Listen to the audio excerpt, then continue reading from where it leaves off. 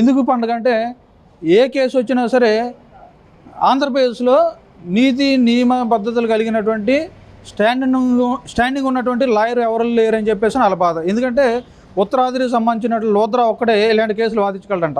ఈ రాష్ట్రంలో అంత టాలెంట్ ఉన్నటువంటి నైపుణ్యం ఉన్నటువంటి సీనియర్ న్యాయవాది ఎవరూ లేరంట. మరి ఎందుకు వాళ్ళు జీపీలుగా పీపీలుగా ఏజీలుగా మరి ఎవరు టాలెంట్ లేని వాళ్ళు ఎందుకు నియమిస్తున్నారో అర్థం కావట్లేదు. అన్ని పదవులు కూడా లోద్రా కాపు చెప్తే ఆయన ఒక అపీరెన్స్కి 33 లక్షలు అంట. ఈ 33 లక్షలకి ఎంతమంది లాయర్ని మీరు నియమిస్తున్నారు? ఒక జీపీని ఒక పీపీని స్పెషల్ కోర్టులో నియమిస్తే వాళ్ళకి 40,000 రూపాయలు నెలవారీ భత్యం గౌరవ వేతనం. మరి అదే జీపీలు అదే పీపీలకి మీరు నియమిస్తున్నారు కదా, మరి లోద్రాకి ఇచ్చినటువంటి గౌరవ వేతనాలు ఆయనకి ఇవ్వచ్చు కదా. మళ్ళీ అది కాకుండా 10% ఆయనకి క్లర్క్ ఛార్జెస్ అంట.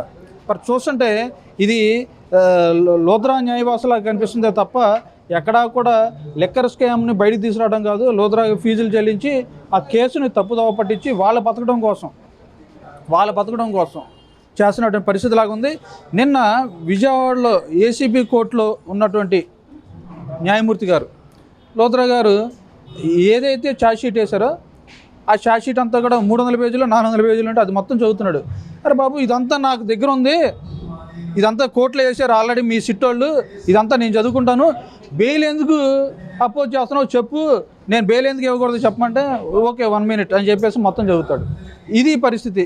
అలాంటి వాళ్ళకి మరి అటువంటి నైపుణ్యం ఉన్నటువంటి లాయర్లు విజయవాడలో చెప్పరా, ఆంధ్రప్రదేశ్ రాష్ట్రంలో చెప్పరా? లోద్రా చెప్పింది మొత్తం ఛార్జ్షీట్ ఉన్నది మొత్తం చదివి వినిపించలేరే జడ్జి గారికి. ఆయనకి 33 లక్షలు ఇవ్వడం కోసం ఒక అపీరెన్స్కి లెక్కర్ కేసు 3,200 కోట్ల రూపాయలు స్కామ్ జరిగిందని చెప్తున్నారు. ఇంతవరకు ఒక్క రూపాయి అయినా సరే మీరు సీజ్ చేయడం జరిగిందా? ఎవరెవరో పాప అమాయకులను తీసుకొచ్చి ఇరికిస్తున్నారు. ఎవరో చిన్న చెత్తగా లాంటి వాళ్ళు తీసుకొచ్చి ఇరికిస్తున్నారు. మరి విజయసాయి రెడ్డి గారు మరి ఏమయ్యారు? మరి దీనికి సంబంధించినటువంటి అప్పుడున్నటువంటి ఏపీ బెవరేజ్ కార్పొరేషన్ ఎండీ గారు కానీ అప్పుడున్నటువంటి వాళ్ళు A2 A3లు ఏమయ్యారు? మీరే చెప్పారు కదా, పోలీసు వాళ్ళు దగ్గరుండి వాళ్ళకి ఇన్స్పెక్టర్ బెయిల్ వేస్తున్నారు, వాళ్ళకి బెయిల్ ఇచ్చేయండి. ఏదో సినిమాలో ఏదో అమ్మాయి చెప్తుంది, బెయిల్ వేయగానే వాదనలు వినిపించడం కాదు, బెయిల్ ఇచ్చేయండి. అదే పరిస్థితి జరుగుతుంది. ఎవరికి?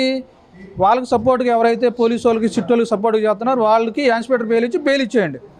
అమాయకులు మాత్రం రోజుల తరబడి 200 రోజుల పాటు జైల్లో నిర్బంధించి వాళ్ళని మానసికంగా శారీరకంగా వాళ్ళతో పాటు వాళ్ళ కుటుంబ సభ్యులను కూడా ఇబ్బంది పెట్టాలనే ఉద్దేశంతో తప్ప ఏదైనా సరే మీరు చేసినటువంటి చట్టపరమైనటువంటి చర్యలు ఏమైనా చేస్తున్నారా?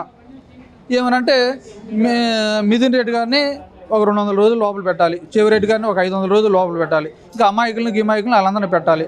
బెయిల్ ఇస్తే దాన్ని తీసుకెళ్ళి హైకోర్టులో వేయాలి, హైకోర్టులో వేసి హైకోర్టుని ఎట్లా ఈ విధంగా తప్పుడు పెట్టాలి. చూశారు కదా సుప్రీంకోర్టు ఏం చెప్పిందో. బెయిల్ పిటిషన్ మిథున్ రెడ్డి గారి బెయిల్ పిటిషన్ విషయంలో తోటి ముద్దాయిల యొక్క వాదనలు వినొద్దు అని చెప్పేసి నా ఏపీ హైకోర్టు చెప్తే సుప్రీంకోర్టు ఏం చెప్పింది? లిబర్టీ, ఎవరు బెయిల్ పిటిషన్ వాళ్ళదే, ఎవరు వాదనలు వాళ్ళయే. ఏం జరుగుతుంది ఈ రాష్ట్రంలో? ఈ న్యాయ వ్యవస్థలో కానీ ఈ రాష్ట్రంలో కానీ ప్రజాపాలన కుంటుపడిపోయింది, ప్రజా ఆరోగ్యం కుంటుపడిపోయింది. విజయవాడ నగరంలో డయేరియాలు, జ్వరాలు, విష జ్వరాలు ప్రబలి ప్రాణాలు పోతున్నాయి. ఈ పట్టించుకునేది లేదు. నిరుద్యోగ భృతి లేదు, ఉద్యోగాలు లేవు. ఒక పక్క డాక్టర్లు ధర్నా చేస్తున్నారు, ఒక పక్క పిహెచ్ఓలు ధర్నాలు చేస్తున్నారు, డాక్టర్ వాళ్ళు ధర్నాలు చేస్తున్నారు, ఉద్యోగస్తులు పిఆర్సీల కోసం ధర్నాలు చేస్తున్నారు. వాళ్ళని పట్టించుకునేటువంటి పరిస్థితి లేదు. ఈరోజు రాష్ట్రంలో జరుగుతుంది ఏంటంటే రెడ్ బుక్ పాలన అంట.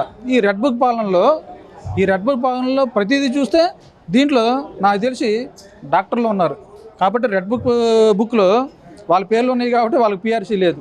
ఈ రెడ్ బుక్లో బందర్ రోడ్లో ఉన్నటువంటి అంబేద్కర్ గారు ఉన్నారు, అందుకే ఆయన నిర్వీర్యం అయిపోయి ఆయన పట్టించుకునేటువంటి పరిస్థితి లేదు. ఈ విధంగా చూస్తుంటే ఎవరైతే పోలీసు వాళ్ళు చంద్రబాబు నాయుడు లోకేష్ చెప్పినటువంటి పరిస్థితులు అంటున్నారో ఇదే రేపు తిరిగి వాళ్ళకి పడిద్ది.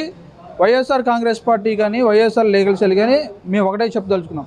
జగన్మోహన్ రెడ్డి గారు మా నాయకుడు పాప అమాయకుడు కాబట్టి డిజిటల్ బుక్ అన్నా ఇంకోటిదో చెప్తున్నారు. మేము చెప్పేది ఏంటంటే రేపు ప్రభుత్వం వచ్చిన తర్వాత వైఎస్ఆర్ కాంగ్రెస్ పార్టీ పెట్టేటువంటి బుక్ని లోకేష్ చేత చెప్పించాలా. ఆ బుక్ పేరు ఏంటన్నది లోకేషే పేరు పెట్టాలా. వైఎస్ఆర్ కాంగ్రెస్ పార్టీ ఓపెన్ చేసేటువంటి బుక్ లోకేషే పేరు పెట్టాలా. ఆ పేరు పెట్టేంత వరకు కూడా వాళ్ళకి సినిమా ఎట్లా ఉంటుంది అనేది వైఎస్ఆర్ కాంగ్రెస్ పార్టీ చూపిస్తుంది. ఆ పేరు లోకేషే పెడతాడు. ఆ పేరు చెప్పించే బాధ్యత కూడా వైఎస్ఆర్ కాంగ్రెస్ పార్టీ తీసుకుంటుంది. కల్తీ లిక్కర్ అనేది అసలు కల్తీ లిక్కర్ అనేది జగన్మోహన్ రెడ్డి గవర్నమెంట్లో ఒక బాటిల్, సపోజ్ నేనే ఒక వైన్ షాప్కి వెళ్ళాను, ఒక బాటిల్ కొనాలంటే క్యూఆర్ కోడ్ ఇచ్చాడు. ఆ కోడ్ ప్రకారం నేను ఫోన్పే చేస్తే ఆ ఫోన్ అదేంటి ఏపీ బేవరేజ్ కార్పొరేషన్కి వెళ్ళిద్ది. ఇప్పుడు నువ్వు వెళ్ళి స్కాన్ చేస్తే నాట్ ఫౌండ్ అని వస్తుంది. అంటే అది వీళ్ళు సొంత బ్రాండ్లు వీళ్ళు కలిపిచ్చేసి వీళ్ళు నాశనం చేయడానికి వచ్చారు. అంటే ప్రజల ఆరోగ్యం వాళ్ళకి అవసరం లేదు. ప్రజలని ఏ విధంగానైనా మోసం చేసి సంపద సృష్టిస్తున్నారు. లిక్కర్తోటి, మద్యంతో, లిక్కర్ వాళ్ళు సొంతగా తయారు చేసి, ఆడెవడో సినిమాల్లో రంగులు వేసుకున్నాడు ఒకడు ఉన్నాడు, ఆ పొరాకారిపో చేపల పులుసు అమ్ముకునే వాడే తయారు చేశాడు. మొన్న డైరెక్ట్ లైవ్లో తయారు చేశాడు. అలాగనే వీళ్ళు ఇక్కడ మా వైసీపీ మీద బురద చల్లటానికి వాళ్ళు ఇలాంటి పనులు చేస్తున్నారు తప్ప వాళ్ళ వల్ల రాష్ట్రానికి వచ్చిన ఉపయోగం ఏమీ లేదని చెప్పి నేను మనవి చేస్తాను. ఇవాళ మీ మీడియా వలన ప్రభుత్వంలో కానీ ప్రైవేటుగా మా ఇళ్లలో కానీ నడి రోడ్డు మీద కానీ ఏదైనా అరాచకం జరిగినా, ఏదైనా కుట్ర జరిగినా, ఏదైనా అవినీతి జరిగినా మీ మీడియా వారు పోలీసుల కన్నా ముందుగా దాన్ని బయటకు పెట్టే పరిస్థితి ఉంది. ఇవాళ మీడియా ద్వారా ఈ రాష్ట్ర ప్రజలందరూ కూడా తెలుసుకున్నది ఏమిటండి, తెలుగుదేశం పార్టీలో భాగస్వాములైనటువంటి ఆ వ్యక్తులు తయారు చేసిన ఆ కల్తీ మద్యం వల్ల ఈ రాష్ట్రంలో కొన్ని వేల కోట్ల రూపాయలు అవినీతిమయం అయ్యి ఈ ప్రభుత్వ పెద్దల జేబుల్లోకి వెళ్ళి, అది జగమెరిగిన సత్యం. వాళ్ళ తప్పుని నిజంగా ఒప్పుకుని వాళ్ళ కార్యకర్తని నిజమైన మీ తెలుగుదేశం పార్టీ మీ ప్రభుత్వం అయితే తప్పు పని చేసిన ఆ కార్యకర్త అరెస్ట్ చేసి జైలుకు పంపించాల్సింది పోయి మీరు ఎదుటి పార్టీ వైసీపీ మీద నిందలేయడం అనేది చాలా తప్పు. అది ఎందుకంటే ప్రజలు గమనిస్తున్నారు. అది మీ కల్తీ మద్యం వలన ప్రాణాలు పోయేది కూడా మా పేద వర్గాలే. మీ జోబులైతే నింపుకుంటున్నారు, మా వర్గాలు ప్రాణాలు పోతున్నాయి. మా ఆడపడుతులు తాళిబొట్టులు తెగిపోతున్నాయి. ఆ తాళిబొట్టుల రూపంలో తెగిపోయిన తాళిబొట్టుల్ని మీ జోబులో పెట్టి డబ్బులు చేసుకుంటున్నారు మీరు. కాబట్టి చంద్రబాబు నాయుడు అడిగాడు, ఇది బిగ్ బాక్స్లో అరెస్ట్ చేయటమో వాళ్ళని అరెస్ట్ చేయటం అనేది కాకమ్మ కట్టుకథలు. అది ఎవరో నమ్మే పరిస్థితి లేదు. వాళ్ళు ఎటువంటి ఎత్తుగడలు వైసీపీ నాయకుల మీద వేసి వాళ్ళు ఇరికించాలని చూసినా వాళ్ళు తీసుకున్న గోతులే వాళ్ళే పడుతున్నారు. ఎట్టి పరిస్థితుల్లో ప్రజలు గమనిస్తున్నారు. రేపు 29లో మీ అరాచక పాలనను భూస్థాపితం చేసి చంద్రబాబు నాయుడు అంటుకో ఈ కంపెనీలకి రాజకీయ సమాధి ప్రజలు కట్టే పరిస్థితి ఉందని చెప్పని మీ ద్వారా తెలియజేస్తున్నారు.